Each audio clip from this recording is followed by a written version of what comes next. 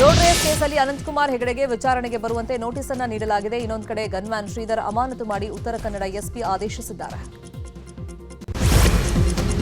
BJP ರಾಜ್ಯಾಧ್ಯಕ್ಷ ವಿಜಯೇಂದ್ರ ಹಾಗೂ ವಿಪಕ್ಷ ನಾಯಕ ಆರ್ ಅಶೋಕ್ ದೆಹಲಿಗೆ ಹೋಗಿದ್ದಾರೆ. ರಾಜ್ಯ ಬಿಜೆಪಿ ಅಧ್ಯಕ್ಷರನ್ನಾಗಿ ವಿಜಯೇಂದ್ರ ಅವರನ್ನ ಮುಂದುವರಿಸಬೇಕಾ ಬೇಡವಾ ಅನ್ನೋದರ ಬಗ್ಗೆ ಚರ್ಚೆ ಆಗಲಿದೆ.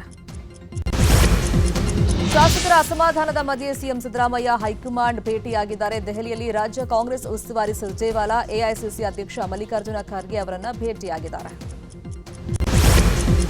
ವಸತಿ ಇಲಾಖೆ ಬಗ್ಗೆ ತಾವು ಮಾಡಿರುವಂತಹ ಆರೋಪದ ಬಗ್ಗೆ ಪ್ರತಿಕ್ರಿಯೆ ನೀಡಿರುವಂತಹ ಶಾಸಕ ಬಿಆರ್ ಪಾಟೀಲ್, ಸರ್ಕಾರ ಹಾಗೂ ನನ್ನ ನಡುವಿನ ಜಗಳ ಗಂಡ ಹೆಂಡತಿ ಜಗಳ ಇದ್ದಂಗೆ, ಸಿಎಂ ಜೊತೆ ಚರ್ಚೆ ಮಾಡ್ತೀನಿ ಅಂತ ಹೇಳಿದ್ದಾರೆ. ಅನುದಾನದ ವಿಚಾರದಲ್ಲಿ ಅಸಮಾಧಾನ ವ್ಯಕ್ತಪಡಿಸಿದ ಶಾಸಕ ರಾಜು ಕಾಗೆ ಇದೀಗ ಮತ್ತೆ ಡಿಸಿಎಂ ವಿರುದ್ಧ ಕಿಡಿಕಾರಿದ್ದಾರೆ. ಎಲ್ಲಾ ಮಂತ್ರಿಗಳು ಯಾವಾಗ ಸಿಗ್ತಾರೆ ಅಂತ ಹೇಳಿ ಈ ವ್ಯವಸ್ಥೆಯಲ್ಲಿ ಬದಲಾವಣೆ ಆಗಬೇಕು ಅಂತ ಹೇಳಿದ್ದಾರೆ.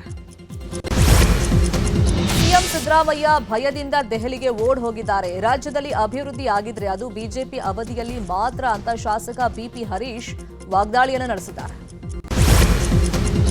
ತುರ್ತು ಪರಿಸ್ಥಿತಿ ಹೇರಿಕೆಯಾಗಿ ಇಂದಿಗೆ 50 ವರ್ಷ ಹಿನ್ನೆಲೆಯಲ್ಲಿ ದೇಶವ್ಯಾಪಿ ಸಂವಿಧಾನ ಹತ್ಯಾ ದಿವಸ ಆಚರಿಸಲು ಬಿಜೆಪಿ ಸಜ್ಜಾಗಿದೆ. ರಾಜ್ಯದಲ್ಲೂ ಇವತ್ತು ವಿಶೇಷ ಕಾರ್ಯಕ್ರಮಗಳು ನಡೆಯಲಿವೆ. ಇವತ್ತು ಜೆಡಿಎಸ್ ಪಕ್ಷದ ಜನರೊಂದಿಗೆ ಜನತಾದಳ ಡಿಜಿಟಲ್ ಸದಸ್ಯತ್ವ ನೋಂದಣಿ ಸಮಾವೇಶ ರಾಮನಗರ ಕನಕಪುರದಲ್ಲಿ ನಡೆಯಲಿದೆ. ನಿಖಿಲ್ ಕುಮಾರಸ್ವಾಮಿ ನೇತೃತ್ವದಲ್ಲಿ ಸಮಾವೇಶ ನಡೀತಾ ಇದೆ. ಜುಲೈ 2ರಂದು ಚಿಕ್ಕಬಳ್ಳಾಪುರದ ನಂದಿಗಿರಿ ಧಾಮದಲ್ಲಿ 14ನೇ ಸಚಿವ ಸಂಪುಟ ಸಭೆ ನಡೆಯಲಿದೆ. ಹೀಗಾಗಿ ಜೂನ್ 30ರಿಂದ ಜುಲೈ 3ರವರೆಗೆ ಸಾರ್ವಜನಿಕರ ಪ್ರವೇಶಕ್ಕೆ ನಿಷೇಧವನ್ನು ಹೇರಲಾಗಿದೆ. ಇವತ್ತು ಹಾಗೆಯೇ ನಾಳೆ ರಾಜ್ಯದಲ್ಲಿ ಭಾರೀ ಮಳೆ ಆಗಲಿದೆ ಅಂತ ಹವಾಮಾನ ಇಲಾಖೆ ಹೇಳಿದೆ. ಹೀಗಾಗಿ 3 ಜಿಲ್ಲೆಗಳಾದ ಉತ್ತರ ಕನ್ನಡ, ಉಡುಪಿ, ದಕ್ಷಿಣ ಕನ್ನಡ ಜಿಲ್ಲೆಗಳಿಗೆ ಆರೆಂಜ್ ಅಲರ್ಟ್ ಅನ್ನು ಘೋಷಣೆ ಮಾಡಲಾಗಿದೆ. ಬೆಳಗಾವಿಯಲ್ಲಿ ಮಳೆ ಅಬ್ಬರಕ್ಕೆ ಜಲಪಾತಗಳಿಗೆ ಜೀವ ಕಳೆ ಬಂದಿದೆ. ಖಾನಾಪುರ ತಾಲೂಕಿನ ಚಿಕಲೆ ಫಾಲ್ಸ್ನಲ್ಲಿ 100 ಅಡಿ ಆಳಕ್ಕೆ ಇಳಿದು ಪ್ರವಾಸಿಗರು ಹುಚ್ಚಾಟ ಆಡ್ತಾ ಇದ್ದಾರೆ. ಖಾಸಗಿ ಕಂಪನಿಗಳನ್ನ ನಂಬಿ ಕೈ ಸುಟ್ಕೊಂಡಿದ್ದಾರೆ ಕೊಪ್ಪಳದ ರೈತರು. ಒಂದೊಂದು ಎಕರೆಗೆ 4-5 ಕ್ವಿಂಟಲ್ ಹತ್ತಿ ಬೀಜದ ಇಳುವರಿ ಬಂದಿದೆ. ಆದರೆ ಕುಷ್ಟಗಿ ತಾಲೂಕಿನಲ್ಲಿ ಹತ್ತಿ ಬೀಜದ ಖರೀದಿಗೆ ಕಂಪನಿಗಳು ಮುಂದಾಗಿಲ್ಲ. ರೈತರು ಬೆಳೆ ಕಿತ್ತು ಎಸಿತಾ ಇದ್ದಾರೆ.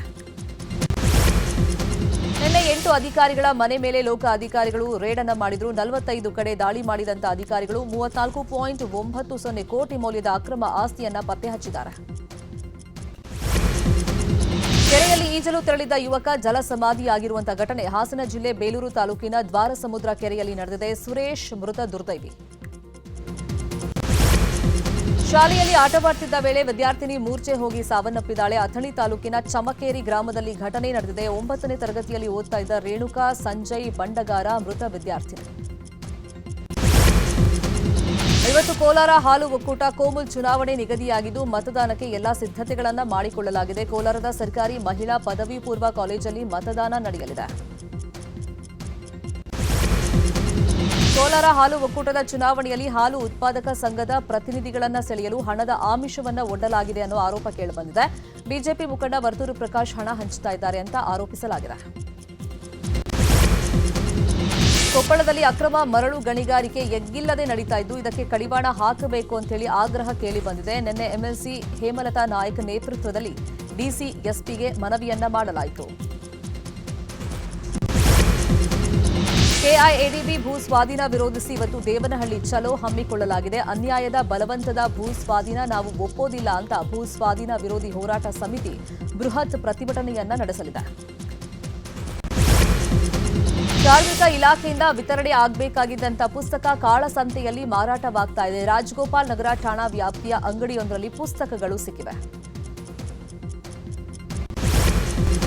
ಚಿಕ್ಕಬಳ್ಳಾಪುರ ಜಿಲ್ಲೆ ಗುಡಿಬಂಡೆ ತಾಲೂಕಿನ ವರ್ಲಕೊಂಡ ಬೆಟ್ಟದಲ್ಲಿ ಚಿರತೆ ಪ್ರತ್ಯಕ್ಷವಾಗಿದೆ. ಹಲವು ದಿನಗಳಿಂದ ಬೆಟ್ಟದಲ್ಲಿ ಚಿರತೆ ಬೀಡು ಬಿಟ್ಟಿದ್ದು ಗ್ರಾಮಸ್ಥರಲ್ಲಿ ಆತಂಕ ಶುರುವಾಗಿದೆ.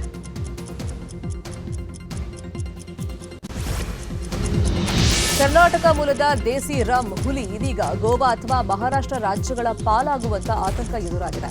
ಮೈಸೂರು ಜಿಲ್ಲೆ ನಂಜನಗೂಡಿನಲ್ಲಿ ತಯಾರಾಗುವಂತ ದೇಸಿ ರಮ್ ಹುಲಿ ಈಗ ಕರ್ನಾಟಕ ಸರ್ಕಾರಕ್ಕೆ ಬೇಡವಾಗಿದೆ.